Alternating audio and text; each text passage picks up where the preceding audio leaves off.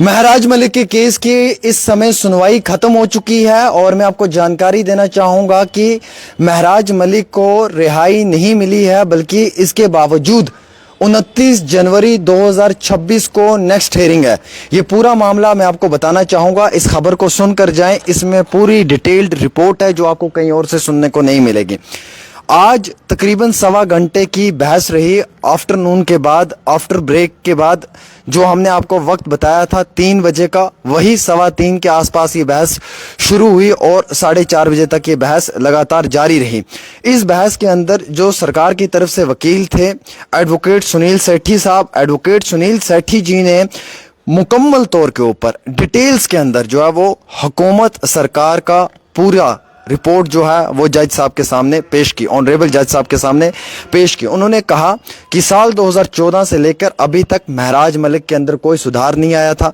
लगातार back to back ये इसी तरीके के अटेम्प्ट्स कर रहे थे और सरकार को मजबूर होकर इसे पीएसए के अंडर बुक करना पड़ा, क्योंकि 2014 से लेकर 2000 उन्होंने हवाला दिया, 2014 से लेकर 2026 तक जो है, यानी कि अब तो 25 चल रहा है, अब 26 आने वाला है, साल 2025 तक जो है वो लगातार इनके बिहेवियर में कोई चेंजिंग नहीं आई, कोई बदलाव नहीं आया। वही गुस्सा, उसी तरीके का एक अटैम्प्ट करना, उसी तरीके से जो है वो गुस्से के अंदर रहकर कई सारी चीज़ों को गलत तरीके से प्रिटेंड करना, हुकूमत के ख़िलाफ़ गलत तरीके का प्रोपोगंडा या हुकूमत के ख़िलाफ़ गलत तरीके से जो है वो लोगों के अंदर इंतशार फैलाना, इन सब चीज़ों में कहा कि ये इन्वॉल्व था। उन्होंने कहा कि हुकूमत ने कई बार इन्हें बैक टू बैक वार्निंग्स दी, लेकिन इन्होंने कभी उस चीज़ को नहीं सुना। 2014 से देखा गया कि इन्होंने बार बार अलग अलग जगहों पे जो है वो प्रोटेस्ट वगैरह तो किए, लेकिन कई सारी जगहों पे लॉ एंड ऑर्डर को जो है वो लॉ एंड ऑर्डर के साथ जो है वो गलत रवैया अख्तियार करने की कोशिश की। उसके बावजूद बताया कि हॉस्पिटल के अंदर से जो सरकारी हॉस्पिटल का सामान है वो निकाल लिया, वो निकालने की कोशिश की। उसके बाद उन्होंने बताया कि जनाब ये जो भी कर रहे थे, इस सब की वजह से जो है वो इलाके के अंदर इंतशार पैदा हो रहा था, लॉ एंड ऑर्डर में प्रॉब्लम आ रही थी और कई बार इन्हें वार्निंग्स दी कि जनाब आप इस चीज़ से संभलने की कोशिश करें, ये चीज़ बिल्कुल ना करें। अब हुकूमत के सामने, हुकूमत के लिए यानी कि गवर्नमेंट के लिए, डीसी डोडा के लिए, उन लोगों के लिए केस बड़ा इंपॉर्टेंट था, क्योंकि एक बहुत बड़े लेजिस्लेचर महराज मलिक जो सीनियर हम ये कह सकते हैं कि पॉलिटिशियन भी हैं, जिनकी जर्नी बहुत पुरानी है, एक लंबे अरसे से वो पॉलिटिक्स के साथ जुड़े हुए हैं। अब उन्हें बुक किया है तो किस कारण पे किया है ये तो हुकूमत ने एक्सप्लेन करना है। इस चीज़ पे तो हुकूमत ने ब्रीफ करके देना है, क्योंकि महराज मलिक के लीगल काउंसिल्स ने ब्रीफ किया। उन्होंने कहा कि जनाब महराज मलिक पे जो एफआईआर लगाई है ये वैलिड नहीं है, ये पीएसए के ग्राउंड डिटेंशन नहीं बनता है। बिजली पानी सड़क के लिए महराज मलिक की लड़ाई रहती थी और बाज़ औकात अगर महराज मलिक हॉस्पिटल में कभी जाता था इंस्पेक्शन करने के लिए तो वहां पे डॉक्टर्स को यूनिफॉर्म नहीं पहनी होती थी और उस वजह से हॉस्पिटल के अंदर हंगामा हो जाता था और कई बार डॉक्टर्स के साथ वो लड़ पड़ता था कि आप पेशेंट्स का अच्छे तरीके से इलाज नहीं करते हो। तो अवाम की रहबरी करना, अवाम के जनवन मुद्दों पर बात करना कोई जुर्म नहीं है, कोई अपराध नहीं है।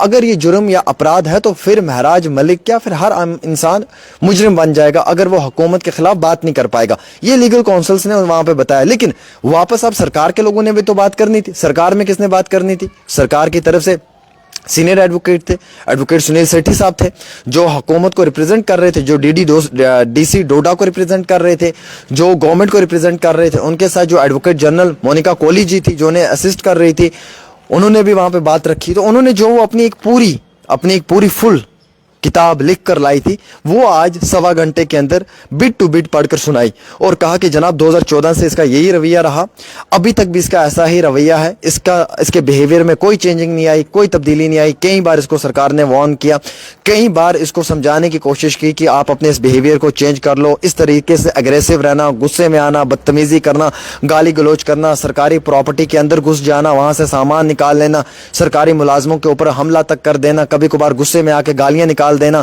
तो बार बार इसको समझाने की कोशिश की थी, ये नहीं समझता था, ये नहीं सुधरता था। हालांकि 2014 से लेकर अभी तक कई बार इसे जो है वो हुकूमत ने कहा कि आप इन चीजों में इन्वॉल्व मत हो जाएं। आप एक लेजिस्लेचर हैं तो बतौर एक लेजिस्लेचर के हैसियत से आप अपने फराइज को अंजाम दें, लेकिन पब्लिक के बीच में इंतशार पैदा करना, लॉ एंड ऑर्डर के लिए प्रॉब्लम क्रिएट कर देना, कहीं पे भी अंदर घुस जाना, वहां पे किसी भी जुबान का, किसी भी अल्फाज का इस्तेमाल कर देना, और इतना ही नहीं बल्कि वहां पे किसी भी आम इंसान को हरास कर देना। एक औरत की बात आई कि एक डॉक्टर के साथ बदतमीजी की, वो भी बताया। उसके साथ साथ कई सारी चीज़ों को और बताया कि इन सब चीज़ों के अंदर इसकी एक यानी कि ये इन्वॉल्व था। उन सब चीज़ों को देखते हुए हमने इस पे पीएसए लगाकर इसे बुक किया है और इसीलिए इसे पीएसए के तहत बुक किया गया है।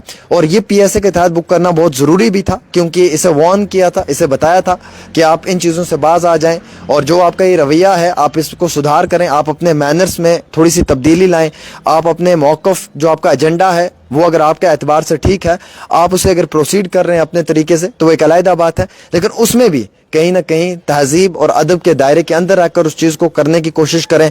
लेकिन जब ये नहीं सुधरा, नहीं माना, इसने अपने बिहेवियर में कोई तब्दीली नहीं लाई तो हमें गुस्से में मतलब आकर इसने जो डीसी डोरा के साथ रवैया अख्तियार किया या फिर बाज़ औक़ात एडमिनिस्ट्रेशन के लोगों के साथ करता था, उन सब चीज़ों को देखकर पीएसए इस पर लगा दिया है। अब आपको मालूम है चूंकि कुछ दिनों के बाद जो है वो कोर्ट को छुट्टियां पड़ने वाली, तो ये मामला अब 29 जनवरी 2026 पे चला गया, यानी कि अगले महीने के 29 तारीख पे ये मामला पहुंच चुका है।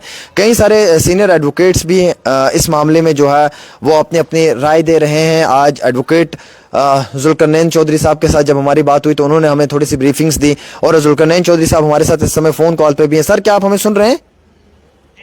जुल्करनैन साहब, आप बताएं, आपको इस समय तकरीबन 4-5 हज़ार लोग लाइव देख रहे हैं। आप बताएं, आज थोड़ा सा टू द पॉइंट बताएं कि महराज मलिक साहब की नेक्स्ट हेयरिंग कब है और महराज मलिक साहब के लिए जो गवर्नमेंट के यानी कि काउंसिल थे उन्होंने क्या कहा है?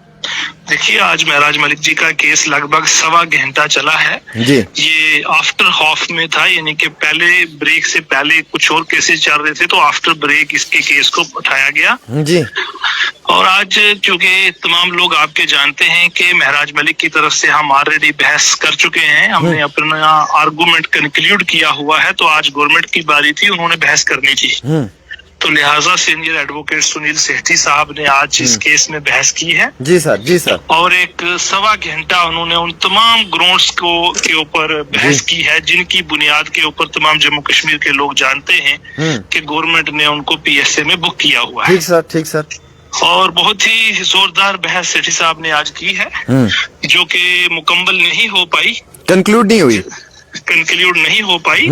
तो लिहाजा अब कोर्ट में छुट्टियां पड़ने जा रही हैं। सिर्फ हमारे पास Monday and Tuesday are working only और उसके बाद छुट्टियां पड़ जाएंगी। यहाँ पर जनवरी के पूरे महीने 29 जनवरी को कोर्ट दोबारा ओपन हो रहा है। 29 जनवरी 2026 में हाँ, कोर्ट ओपन होने जा रहा है। उसी दिन 29 जनवरी जिस दिन कोर्ट खुलेगी उसी दिन महराज मलिक के केस को दोबारा से फिक्स किया गया है, जिसमें फर्दर बहस जो है अभी सरकार की तरफ से सुनील सेठी साहब करेंगे और उसके बाद ये केस कंक्लूडिंग स्टेज पर पहुंचेगा। सर, जैसे कि सरकार ने अपना कोई मौकफ तो रखा होगा कि महराज पे क्यों पीएसए लगा, कारण क्या है? क्या इनका बिहेवियर उसका एक कारण बन सकता है? क्या चीजें, थोड़ा सा वो आप बताएं प्लीज। मोटे तौर के ऊपर उन्होंने उन्हीं चीजों के ऊपर जोर डाला है सेठी साहब ने जिनकी बुनियाद के ऊपर महराज मलिक को डिटेंशन में बुक किया हुआ है। वही 18 FIR और वो जो DD रिपोर्ट्स हैं उन्हीं के ऊपर जोर डाला गया है। और उसके अलावा बाकी ग्राउंड्स ऑफ डिटेंशन हैं जिसमें हम रिप्रेजेंटेशन की बात करते हैं, जिसमें हम पूरा मटेरियल सप्लाई नहीं किया गया उसके ऊपर बात करते हैं। फिर वो सेठी साहब जो हैं गवर्नमेंट की तरफ से उसकी वीडियोस के ऊपर रिलाइड हैं। तो उन तमाम चीजों के ऊपर बिट बाय बिट बड़े जोरदार। क्या सर इसमें बिहेवियर का भी एक रोल हो सकता है जनाब जुल्करनैन चौधरी साहब? देखिए, वो ये कह रहे हैं कि भाई देखिए 2014 में पर्चे लगना शुरू हो गए थे। ठीक सर। और 25 तक ये FIR जो है इन पर लगातार लगते रहे। तो लिहाजा जो हमारे पास ऑर्डिनरी लॉ है जिसको हम FIRs कहते हैं, इनकी बुनियाद के ऊपर प्रिवेंट नहीं हुआ, कुछ चेंजिंग नहीं आई उनके बिहेवियर में। तो लिहाजा अब ये मजबूरी बन गई थी सरकार की कि एक सिटिंग लेजिस्लेचर चाहे क्यों ना हो लेकिन उनको पीएसए में बुक किया जाए। तो मोटे तौर के ऊपर इन तमाम चीजों के ऊपर उन्होंने आई रोशनी डाली, बहस की। बहुत बहुत शुक्रिया सर आपका बात करने के लिए sir, thank you so much, thank you जी। हमारे साथ एडवोकेट जुल्करनैन चौधरी साहब थे, जो मैंने आपको बताया पहले भी कि बिहेवियर के ऊपर उन्होंने ज़्यादा फोकस किया है। सामने सरकार ने, हुकूमत ने, मैं सभी अपने नेताओं को एक बात कहना चाहूँगा, आप काम करें, दबाकर काम करें, हम आपके साथ हैं, आवाम के लिए काम करें। गुस्सा आना, बिहेवियर को चेंज करना बड़े ज़रूरी है। यहाँ से मुझे भी ये सबक मिलता है कि मुझे भी ज़्यादा गुस्से में नहीं आना चाहिए, मुझे भी बात जो है वो सोच समझ के करनी चाहिए। मैं भी कभी कभी गुस्से में आकर बहुत कुछ बोल देता हूँ, बाद में वो भी मेरे लिए मुसीबत बन जाता है, फिर मुझे भी चक्कर काटने पड़ते हैं। गुस्सा इंसान को मार देता है और गुस्सा इंसान को डुबा देता है। गुस्सा इंसान के कैरियर को ख़त्म और बर्बाद कर देता है। बिहेवियर इंसान का ठीक होना चाहिए। महराज साहब कहीं पे नहीं फंसते हैं जब तक वकील साहब का कहना है। देखिए, मैं इनकी बात कर रहा हूँ, मुझे तो मालूम नहीं है, जो मुझसे उन्होंने बात की वही मैं आपको बता रहा हूँ। वो कहीं पे नहीं फंसते हैं, कई सारी चीज़ों पे नहीं, लेकिन वो सिर्फ एक चीज़ पे ही फंस जाते हैं बार बार कि 2014 से उन पे पर्चे लगना शुरू हुए और 2025 तक कंटिन्यूसली एफआईआर लग रहे थे और उनके बिहेवियर में कोई चेंजिंग नहीं आई। जैसा डे 1 में था, डे 2 में भी वही, डे 3 में, डे 4 में भी और डे 100 तक वही उनका बिहेवियर रहा। वही गुस्सा, उसी तरीके की बात करना, उसी तरीके से वो चीज़ों को पब्लिक डोमेन में रखना। तो कहीं ना कहीं वो महराज साहब के लिए एक मुसीबत बन गई है। इंसान की जुबान जो है ना, मतलब कमान से तीर निकला हुआ, लोड कर नहीं आता, और जुबान से अल्फाज निकला हुआ, लोड कर नहीं आता। ये मैंने बहुत करीब से देखा। एक अल्फाज आपके कैरियर को, मुस्तकबिल को ख़त्म कर सकता है। मेरी अपने नौजवानों से गुजारिश है, काम करें, अच्छा करें, साफ व शफाफ करें। हम आपके साथ हैं, अल्लाह आपके काम में बरकत करें। सभी मेरे दोस्त जो देख रहे हैं, सुन रहे हैं, जो एक्टिविज़म कर रहे हैं या जो हमारे आगे फ्यूचर के पॉलिटिशियन हैं, लेकिन गुस्सा ना करें। गुस्सा इंसान को डुबा देता है, गुस्सा इंसान को मरा देता है और गुस्सा ही इंसान की तकदीर और मुकद्दर को बदल देता है।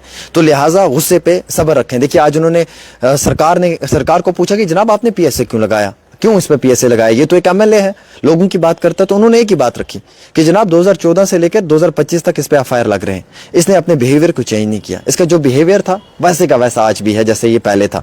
उन्होंने उन सब चीज़ों को कंक्लूड किया, हॉस्पिटल्स में चला गया, कहीं पे सामान सरकारी और सामान के साथ छेड़छाड़ कर दी, ये सब चीज़ें उन्होंने बताई। तो महराज मलिक आज भी बाहर नहीं आए। अभी 29 जनवरी तक वेट करना पड़ेगा, यानी कि अगले महीने के एंडिंग तक। उसके बाद 29 को फिर से जिस दिन कोर्ट खुलेगा उसी दिन इस मामले की शुरुआत होगी, उस दिन सुना जाएगा। उसके बाद नेक्स्ट हियरिंग भी हो सकती है, मतलब फरवरी तक ये बात जा सकती है और उसके बाद कहीं ना कहीं कोई फैसला सामने आ सकता है। इस रिपोर्ट को शेयर कर दें। आप लोग इंतजार कर रहे थे आमिर सुहेल के साथ एक छोटी सी रिपोर्ट। सबसे सही चैनल, सबसे फास्ट चैनल, सबसे अच्छा चैनल जिसपे आपको फैक्चुअल रिपोर्ट मिलेगी, पल पल की मिलेगी। बहुत शुक्रिया, 5 से ज़्यादा हज़ार लोग हमें देख रहे थे। धन्यवाद, बहुत बहुत शुक्रिया।